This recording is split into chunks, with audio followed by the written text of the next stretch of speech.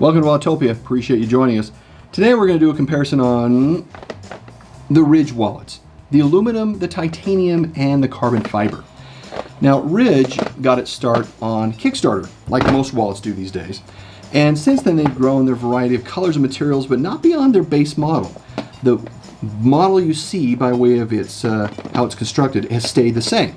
So today we're going to do a review of the material basis as well as look at the construction of all of them, since it's basically the same, but we'll take one apart and we'll see how it goes from there. With these three wallets that we see here, the aluminum, titanium, and carbon fiber, there is a lot of speculation about the price, what drives the price of these, because at the time of this filming we're talking about $75, $105, and $115 for the carbon fiber, and that this is really driven in large part by the materials that are used.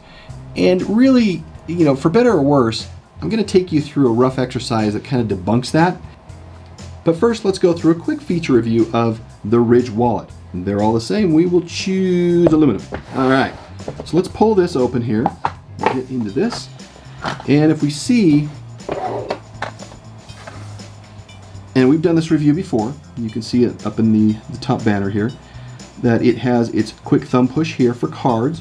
Cards go into this slot in here, and it has elastic on both sides as well as a catch elastic on the bottom. And the idea is that with cards that you put in here, you just slip them in. They go in rather nicely, and they go in nicely because the way this is designed.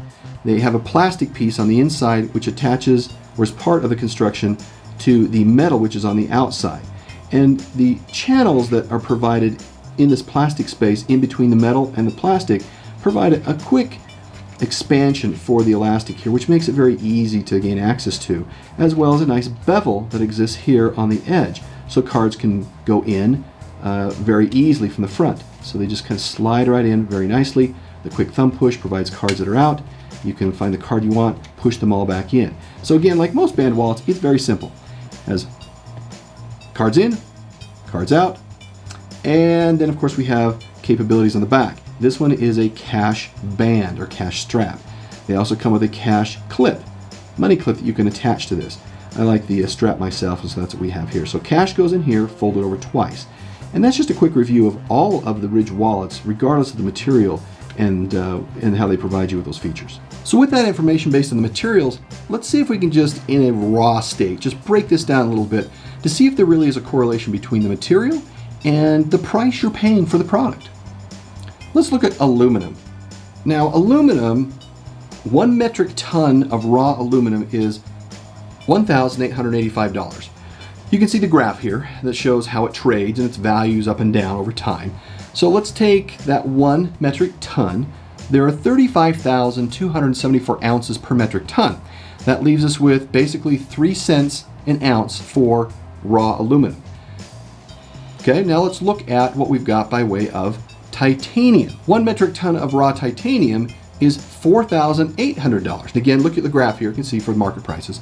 So with our number, 35,274 ounces per metric ton, that leaves us with basically 5 cents an ounce for titanium. For carbon fiber comes as a finished product, and it's based on its application, basically what it's going to be used for.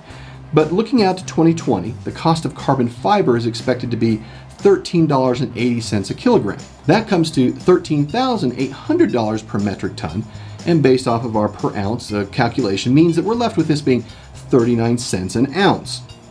So if we look at the graphic here, we can see that we've placed the figures in here that outline the cost for aluminum, titanium, and carbon fiber. And it gives us the raw cost per metric ton that we talked about. Of course, you break that down by the 35,274 ounces per metric ton, which gives you the cost per raw ounce. Now, I took the top off of, unscrewed and took the top off of each one of these wallets, put it on a digital scale, and this represents the total metal or material weight. So the 0.6 ounces for aluminum is a 0.3 for each side.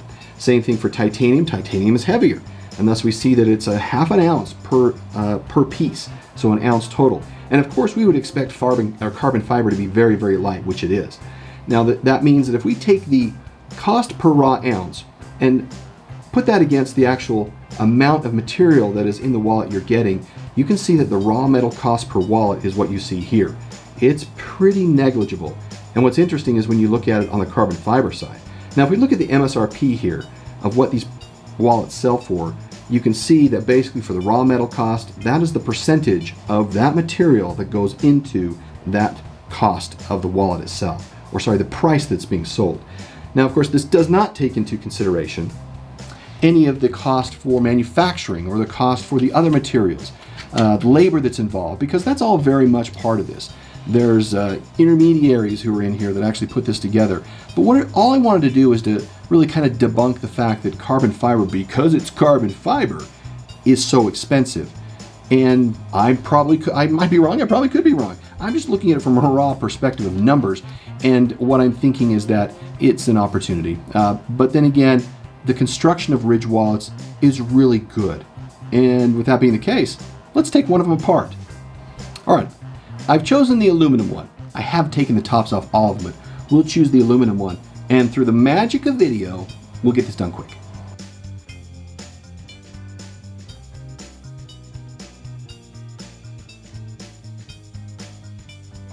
All right, I've taken off the 7 screws on this one side. There are 7 screws on each side, and we can actually then get a feel for what is on the inside. Ta-da! And we have the channels that we talked about that are here. You can see the channel that the elastic moves through that we mentioned. Of course, there's the elastic that goes on the bottom, but it's actually all heat sealed together. So this is where the seal is between the elastic coming from both sides and also underneath. And that is how it attaches the plastic, which is the underlayment piece right here. You can see the screw hole openings there, to the top metal plate that fits on just like that. And if something happens, if this breaks, that's where you undo the screws, and you can gain access to it to be able to make the corrections that you need. And on the opposite side, it is just the same process of taking these 7 screws apart. It'll be attached to this plastic plate that's there, with the channels that are in there, with its elastic piece as well. And let's do that.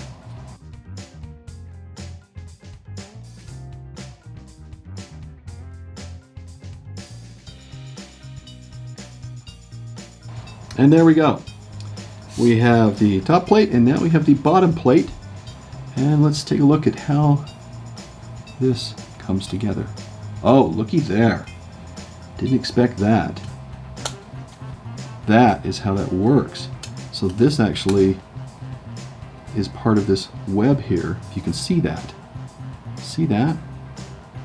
Fantastic. That is great. And so for the cash strap, it is actually integral to the overall strap that attaches to this side. And if we kind of flip it over, you can see that the bottom strap actually connects into the middle here, and it all is one integrated piece. I didn't realize that. Nifty.